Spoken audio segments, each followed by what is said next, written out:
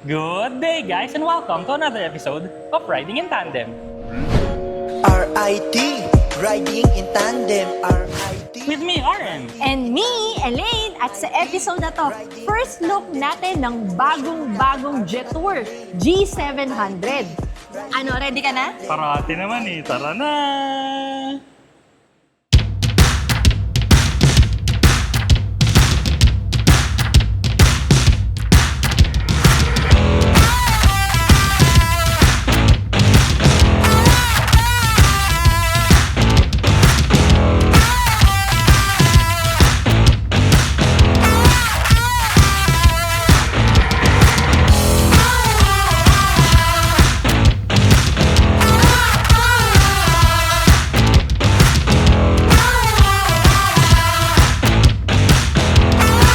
Naghahanap ka ng luxurious na capable off-road na sasakyan, ito naman talaga yung golden standard, Land Cruiser. Pero, bago na kasi yung panahon ngayon eh. Eto na ang Jetour G700. Kamusta naman kaya ang performance nito? Subukan natin! Grabe, no? Ngayon na lang ulit ako na-excite ng ganitong klaseng excitement sa pagmamaneho ng sasakyan. Pero tara na, simulan na natin to. Mamaya na yung kilig. So, G700, no? Yun nga eh, ang target kasi nito, may datong. Yung mga gusto ng luxury, yung gusto na capability, off-road, pero comfortable, di ba? Medyo tingnan lang din natin yung sa gold standard nga ngayon na Land Cruiser kung kamusta ba siya. So, umpisahan na natin sa labas muna, sa exterior ng sasakyan. So, ano ba masasabi mo? Yung ano kasi, comparison lang sa Land Cruiser. Yung Land Cruiser kasi, malaki siya.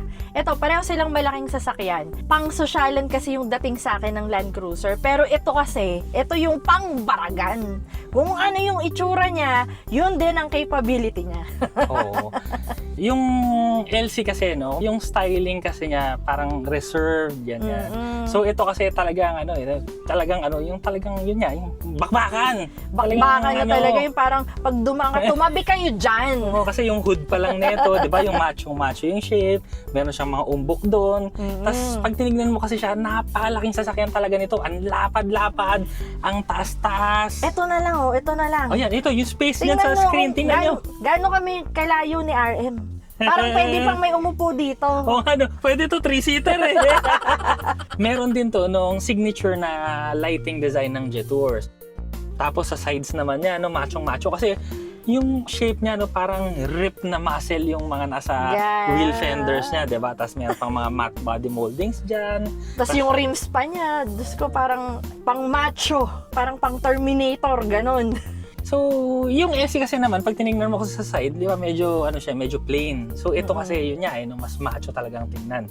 Sa likod naman, ito kasi, meron siyang spare tire na nakasabit doon sa likod. So, pag tinignan mo kasi talaga siya, mas off-roady kasi ganun yung off-road, di ba? Yung may gulong sa likod. May nakalabas na May gulong nakalabas, doon. May mga hook siya doon sa likod na pwede mong kabitan talaga. Pwede kang humila talaga. At saka may line doon no? So, hindi ko sigurado kung kuryente lang yon or baka pwede rin yung merong prenong trailer. Ito kasi sa gilid, parang ang taas-taas niya. At saka ang maganda pa dito, kahit ang taas-taas niya, pag sumakay ka, madaling sumakay kasi automatic na bumubukas yung stepboard niya sa gilid. So, pagka nakatupi siya, pag tinignan mo, ang taas-taas, parang hindi mo alam paano kung bababa. Pero pag bukas mo ng pinto, uwing! Ay, may tutungtungan pala. Akala mo, akayatin mo, pero hindi. Sa loob naman, kasi yung Land Cruiser, di ba? Actually, okay naman siya kasi luxurious yung mga materials na ginamit, okay.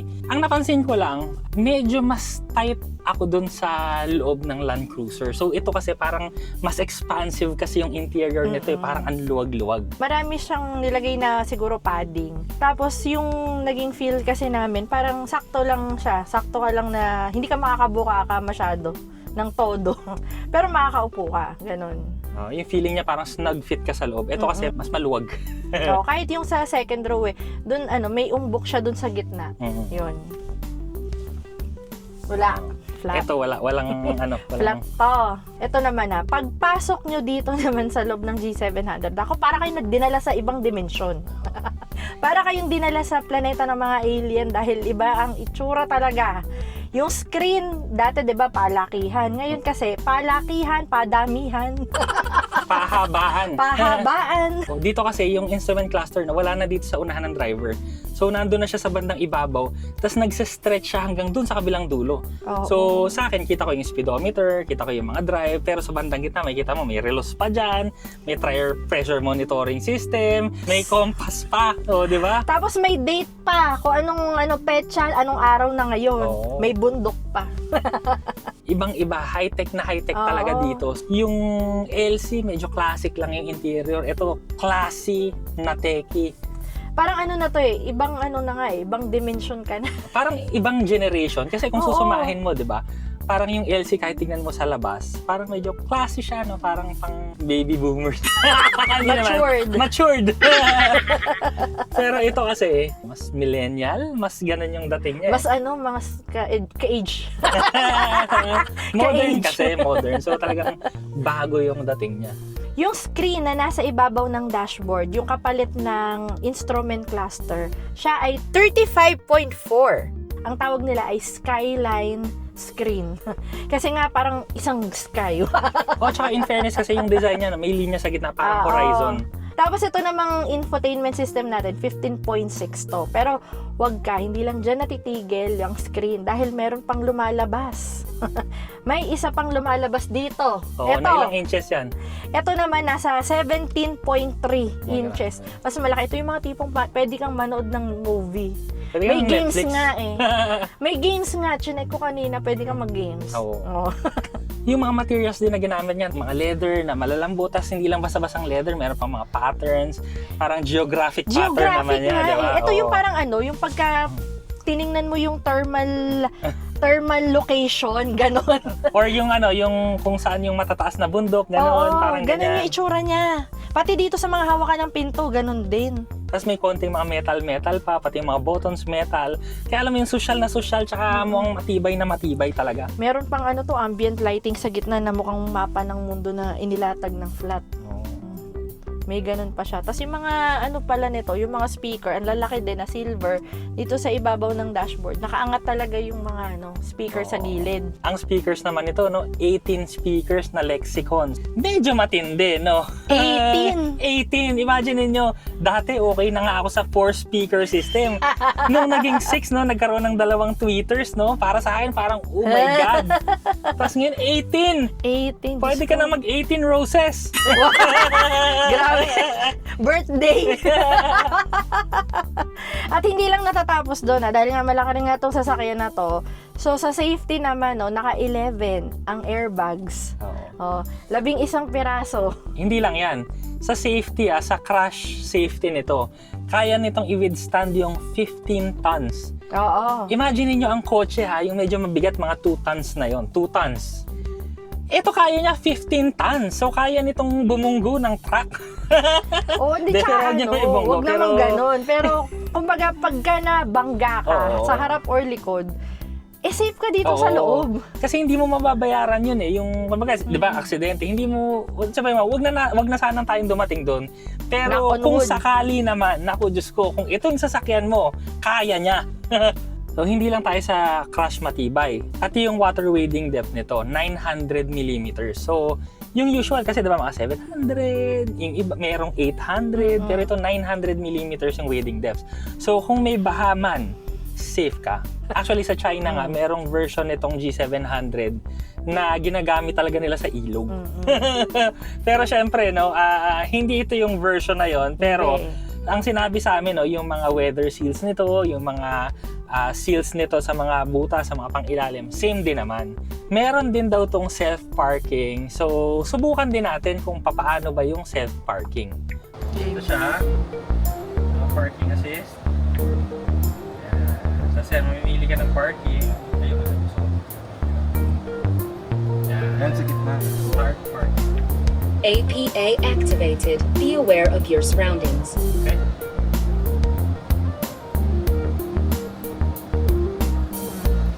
Pakita yung kamay. Pakita yung kamay.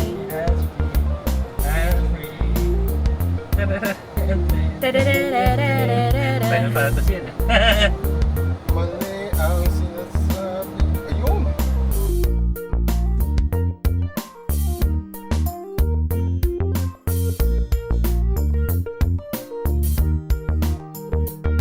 saka habang nagre-relax ka lang, habang nagpa-park ka sa kanya at ginagamit mo to, meron pa siyang massage function. Oo, dito sa driver side.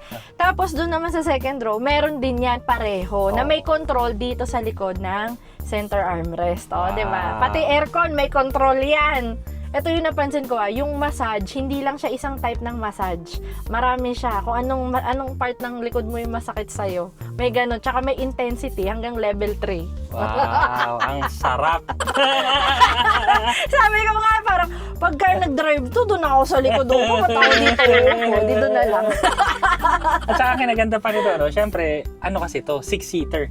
So, dalawa dito sa unahan, tapos sa likod, second row, dalawang captain's chair, tapos sa pinakadulo niya, dalawa pang upuan. Yung space kasi dito sa second row, no, grabe, sobrang laki rin. Pwede mo pang i-atras abante yung mga upuan, electronic din yung mga adjustment. Pati nga pala dito electronic adjustment, napakaraming adjustment nitong driver seat. Ventilated seats din. Ventilated seats din. Sa second row, ang space ko maluwag sa gitnang position.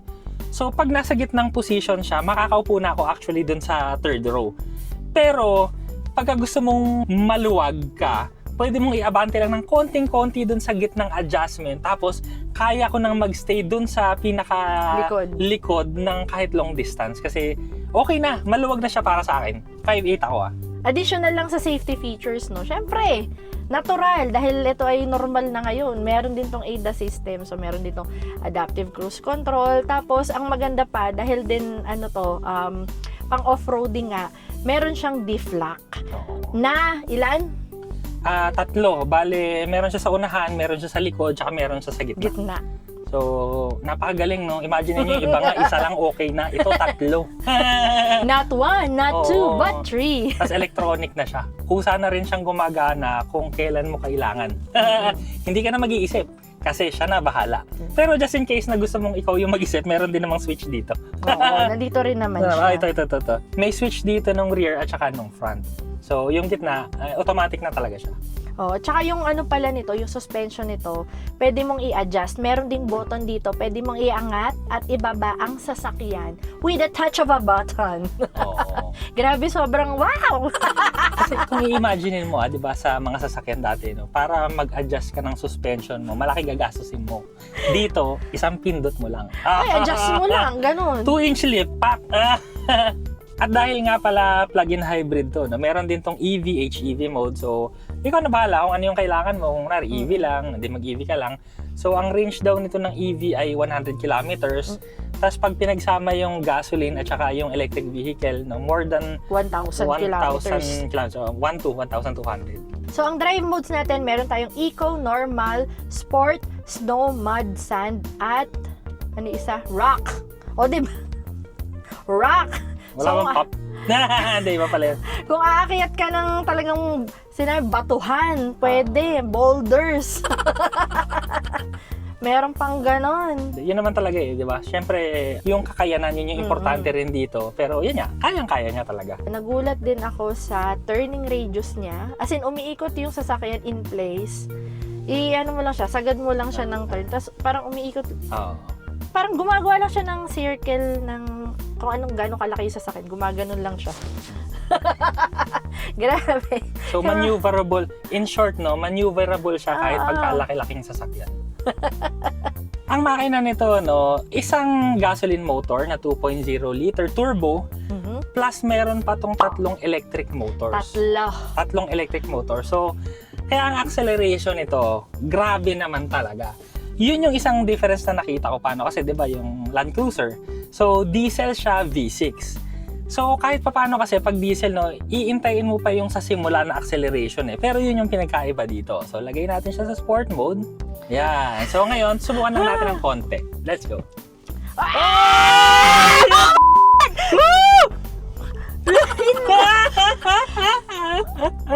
Hindi ako prepared!